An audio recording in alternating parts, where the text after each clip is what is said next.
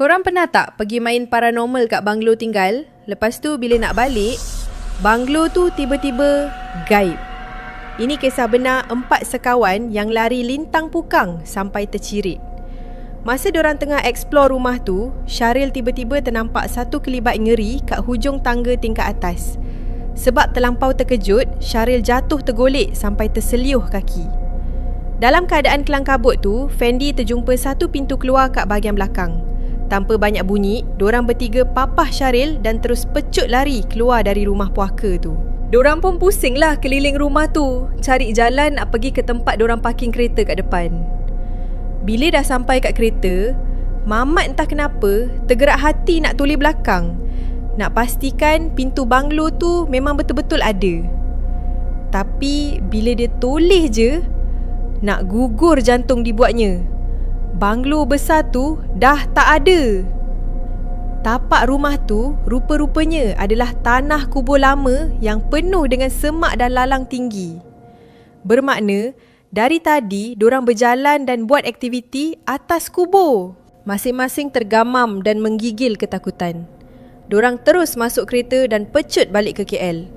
Langsung tak ada siapa berani pandang luar tingkap, takut ada benda jump scare melekat kat cermin. Asalnya diorang nak singgah lepak mamak dulu tenangkan diri, tapi Latif berkeras bantah. Dia nak balik rumah terus. Korang nak tahu kenapa? Rupa-rupanya masa lari tadi, Latif dah tercirit dalam seluar sebab terlampau takut. Mamat pun diam-diam cek seluar dia, kot-kot tercirit juga. Nasib baik selamat. Keesokan paginya, diorang berkumpul kat ruang tamu rumah sewa.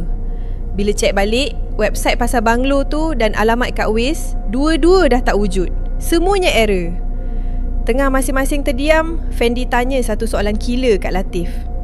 Papan bodoh tu, kau tinggal ke bawa balik?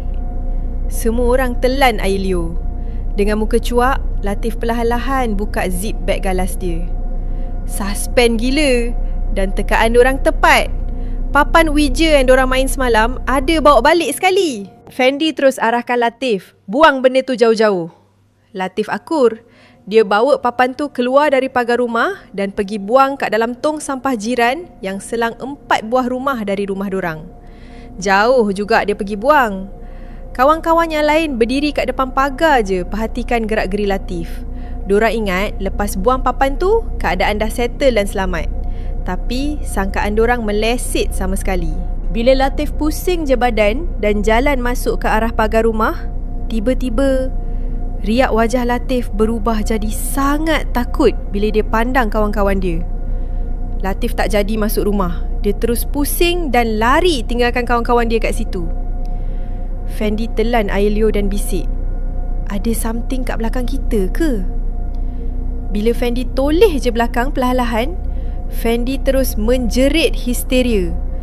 Mamat tak fikir panjang, dia terus buka langkah 1000 lari bertempiaran tanpa toleh ke belakang langsung.